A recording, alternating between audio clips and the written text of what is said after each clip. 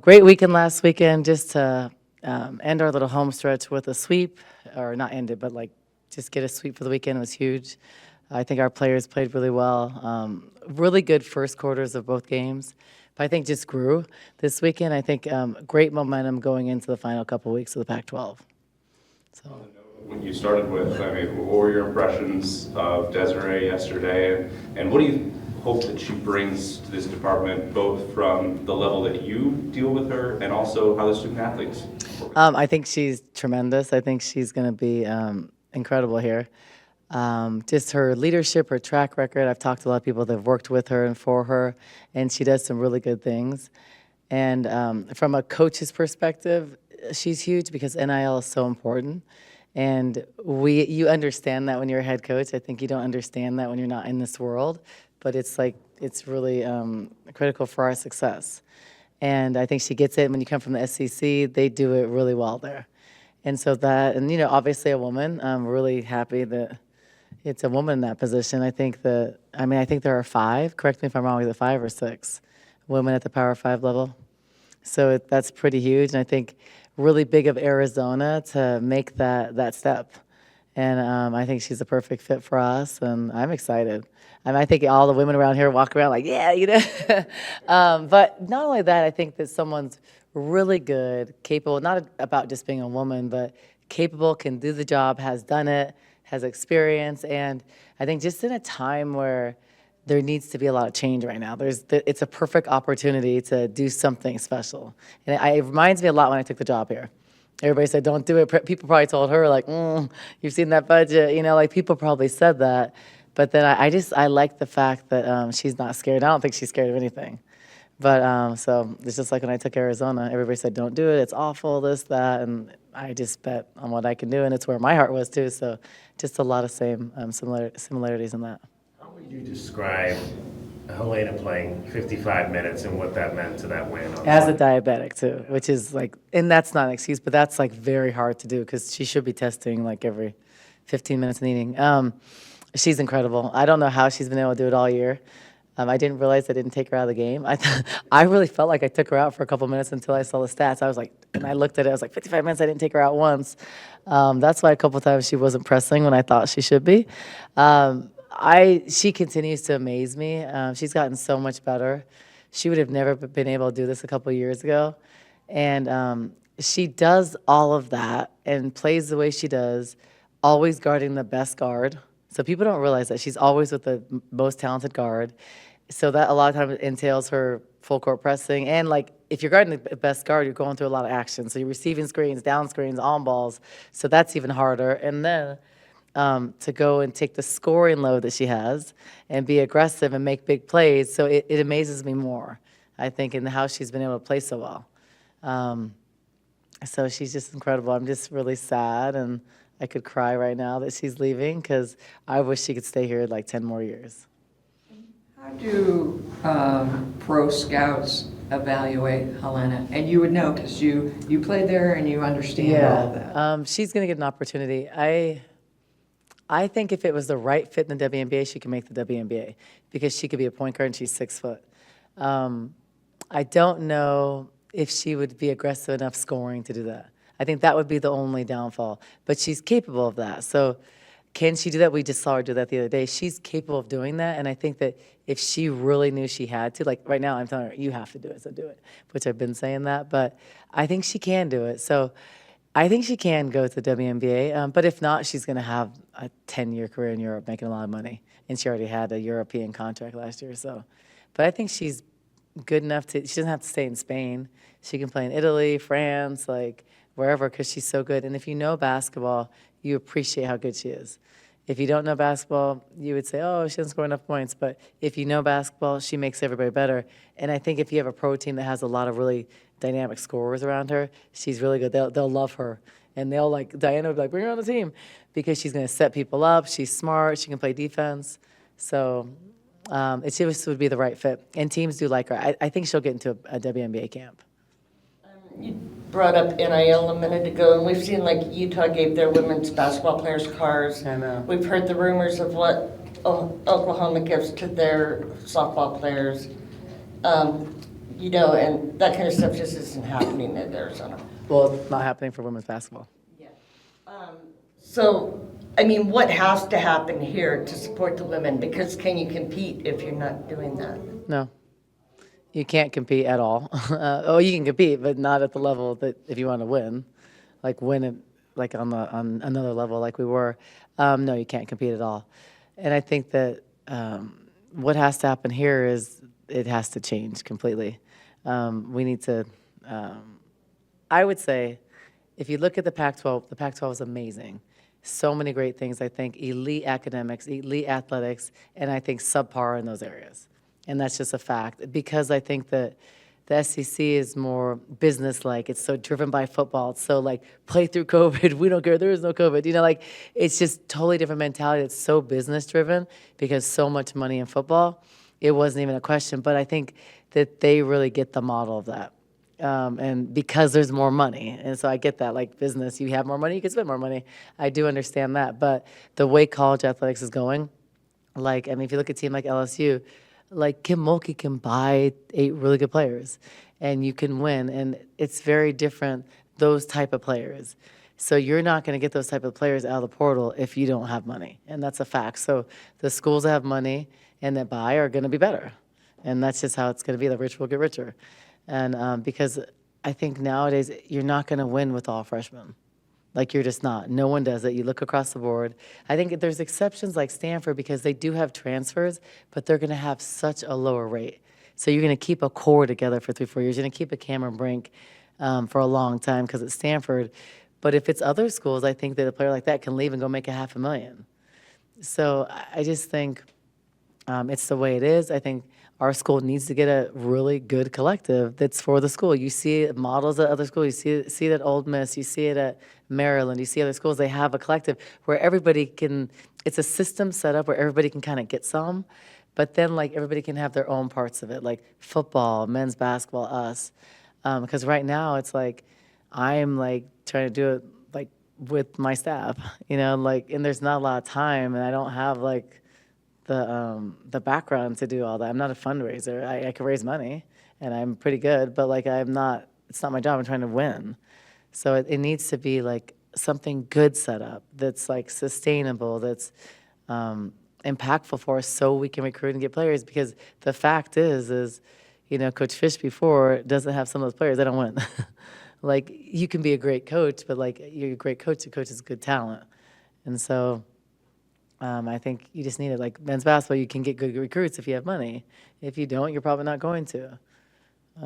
So that's just a fact. So NIL is important, and I love the fact that, you know, Desiree talked about NIL, and it's important, and talked about a modern model. And I think that you have to catch up with the times and like pivot, because it's the way you're going to win championships. Otherwise, you're not going to win championships. Not to say you don't spend all the money and don't win, but like you have a better chance of winning. Like with Angel Reese on our team, we probably win 10 more games. Like maybe we win 7, but I mean, you probably win more. With Aria McDonald, we'll win more games. And I think it's just a fact. What did Brea and Isis learn in round 1 against Cameron Brink that they can take into this and grow going I haven't asked them yet, but I think they learned that she's really good and we have to play a lot better. That was a game that we really, I was looking at film, like we didn't run a lot of offense. Like they're really good, but like we can play better. I'm sure they can too, but there's things we can do that where we can play better and have to play better. I think we're better than we were then. And I think we're playing better basketball than we were then, and understand the importance of it. So like Brea staying out of foul trouble, and obviously Isis staying out of foul trouble, having his Mary back, it's important, or else it's going to be a very long night. But they're good, and I think that we're playing better, and we're going there without any pressure. There's no pressure to go there and beat Stanford. Like everybody, if we did, it would be like, wow, you know, it's like no one expects that. So I think for us to just go play, and I need to make sure we're peaking at the right time. So if we take care of the things and play a good game there, we have a chance to win. If we don't, we're going to get our butts kicked. But I think that I have to make sure that we're trending in the right direction, and we are like getting better and like putting ourselves in a position to try to make the tournament and have a good end of this Pac-12 season, going into the tournament. So that's what I'm focused on, and hopefully we can keep on going like this so we don't take a little dip. But this weekend's huge. I mean, obviously your goal is to want to sweep, but if we went into the next few weekends with splits, I think it's really good for us, and I think that's very realistic for us.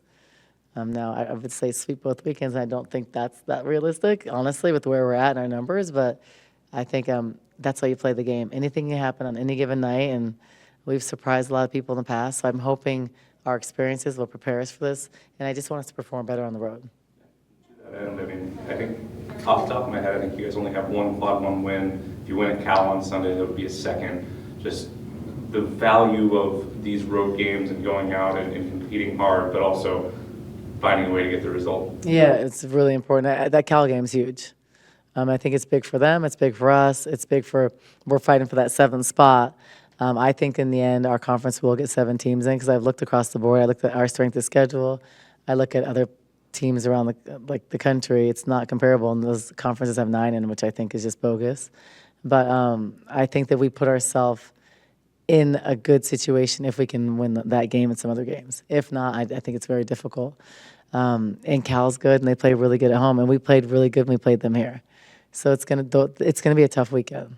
But I think that's what we play for, and you know it's gonna be tough from here on out. It's not gonna be easy at all. Stanford, Cal, then USC, UCLA. That's a good couple weeks. Like, I didn't make that schedule because I wouldn't have chose that way. But you do what you can, and I think to coach your team up. And I just want us to be peaking at the right time to give ourselves a chance to do something special. And then I think everything will take care of itself, one day at a time. Cal, Suarez, and Cornelia, they really have made a difference for them. And there's some shooting they did there. And both of these games this past weekend, neither team shot well, but you guys left a lot of 3 points open. Yeah, we did. But we adjusted in the game. We left a lot of corner threes open, then we adjusted and didn't leave as many open. And they didn't shoot the ball as well, which they shoot a lot better at home. So, yes, they've made them a lot better. That's what I'm saying. So that's a perfect example. A couple players in our game make a huge difference. You bring in 2 players, they're a different team. And they did lose some stuff, but they now shoot, their identity is completely different. That's why the portal and transfers are so important, and that's why it's so competitive when we talk about NIL. Because if you have a kid because at the end of the day, when they're getting ready to go pro, let's say they're a 5th year, it's like they're there 8 months. So if it's 40,000 and 80, they're going 80 because these kids are going to make more in college than in the WNBA, and most of them aren't the WNBA type player. So they're gonna. I mean, it's their livelihood. But yeah, I mean, Cal's good, and they shoot well at home, and they're a good team. And I think that it's going to be competitive, but it's not easy on the road. On the road, just in general, so hard for a young team. But just across the Pac-12, it's been better the last 3 weeks. But before that, it was really low. I don't know the percentage now. You guys probably know, but it's low on the road. So that's why this last weekend was so important. That's why our last weekend at home for senior weekend is huge. We just need to get some wins. What does Stanford look like now, different from the last time you played them? And then what does Cal look like now, different from the last time? I think everybody's improved. Everybody has those games where they have lulls, but Stanford's just so good. And Tara's such a great coach, they just get better and better. But we know how good Cameron Brink is. We know how good Kiki is. We know how good Hannah Jump is. So we're very familiar with them. Doesn't make it easier, but I think the benefit for us is we've played a lot of Princeton offense since then. I think before then, because they beat us on a lot of simple things, I feel like we're not getting beat as much on now because we've played now 7 more games where people have ran similar stuff. It's just with a little different people. Cameron Brink wasn't in that equation, but then there was talented players in those situations. So I think just guarding their stuff we're a little bit better. But I think we have to be able to play better, and we have to be able to guard their posts a lot better, which I think we're playing better defense now. But if not, it's hard. And we didn't guard them. We got in foul trouble, and they just really manhandled us. So I don't think that will happen now. Did anything that Isis did this weekend surprise you, or did you think she could be that type of player? She must have ate her Wheaties. Is Wheaties a thing still? No, it did surprise me, but I think it surprised her. It didn't surprise me, she capable of scoring. No, that doesn't surprise me. But the confidence to look for your shot and to like take advantage of like me calling plays, because a lot of times I call those plays and she'd pass it out. And I think just doing some skill with her like last week, talking to her about when she catches here, just and she's one-on-one, be a threat.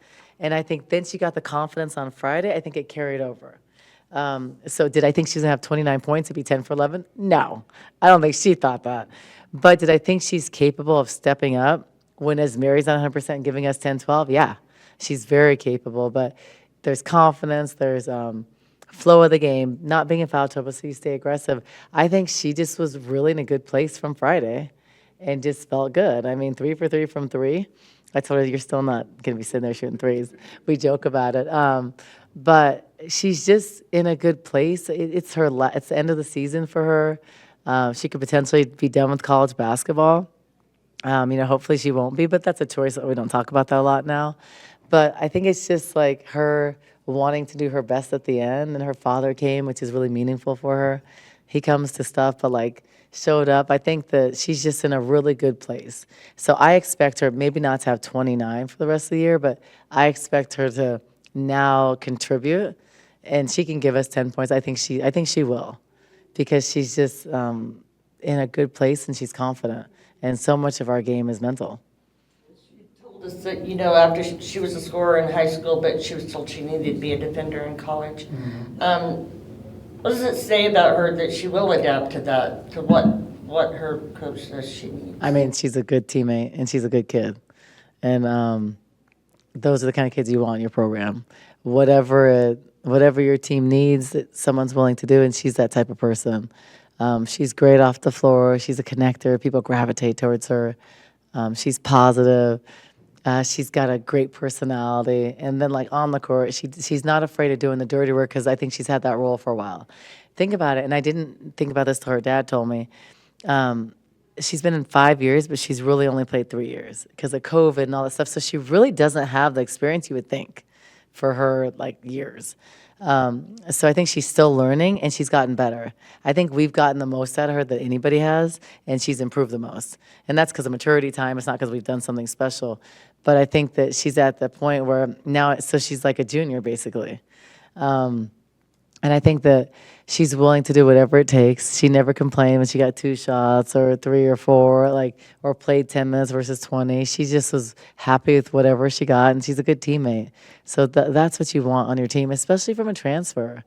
You want someone who'll come in and do whatever it takes to help your team. So that's why I love coaching her. And from the beginning of the year when she first got here till now, what is that great improvement that you're seeing? I mean, we see certain things, and we saw last weekend, but what do you see as her coach? Well, physically, I mean, it's obvious. She's transformed her whole body. I mean, I don't know weight-wise, because we never know numbers, because in college athletics, you can't talk about weight. My days, you could be like, you're fat. Now you cannot say that. Or you can't say you're skinny, you're fat, you're tall, you're small, whatever. But she has completely transformed, and she is in the best shape of her life. She's worked really hard. She was committed to it, bought into it, and knew what she'd have to do to play our style and our pace, and she did that. And so you can physically see it, and I think you could see it in her footwork. You could see it in how she moves, and that's what she needed to do. She's improved on her pick and roll defense. She can trap, she can head, she can play aggressive. She's lighter on her feet. She's more agile.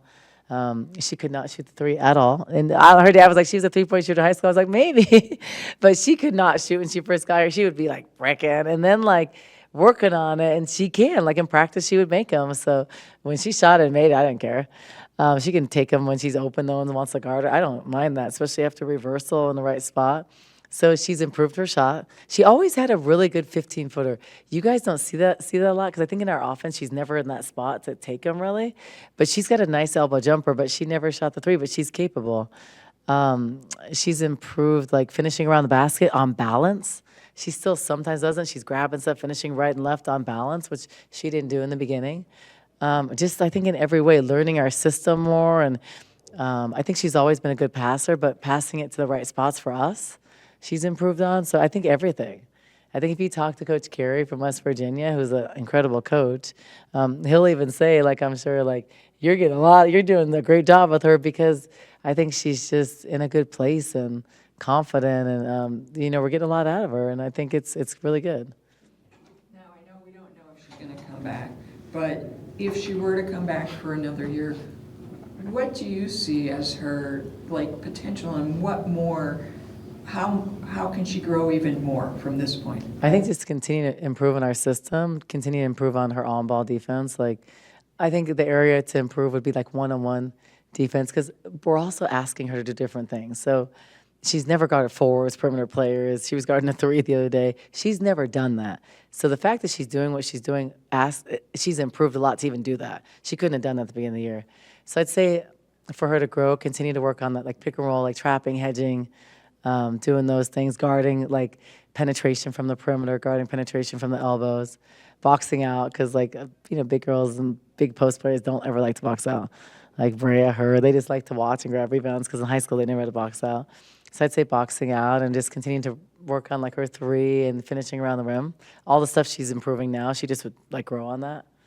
But, yeah, she can, having her back would be huge, because she already knows our system. She's a great teammate. I already know. I know her, what I'm going to get from her every day. She's always going to work hard. She's always going to be a good teammate. She's always going to do what you ask. She's great at recruiting, because all the recruits love her. She's great at talking to parents and stuff. So for me, it's a huge plus having her back. So I am recruiting her, but only a little bit right now, because we're still playing. I don't want to put in her head this next year. I don't like to put pressure, because I would only want her to come back if her heart is here. If she's oh, it's my 6th year coming back, I'm done with college, because she's a little bit older and we're young. So I think sometimes she's these young kids are annoying, I'm sure, because they are, and they're young, and we're super young.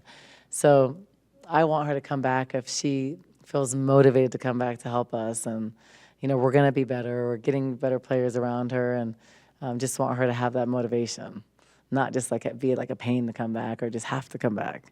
Because I don't think that's good for either side. Anything else for Coach? But the fans can help with that. They can start yelling. It's up to you. I don't suggest it, but if you want to do it and you feel inclined, you can go ahead and do that really loudly next weekend.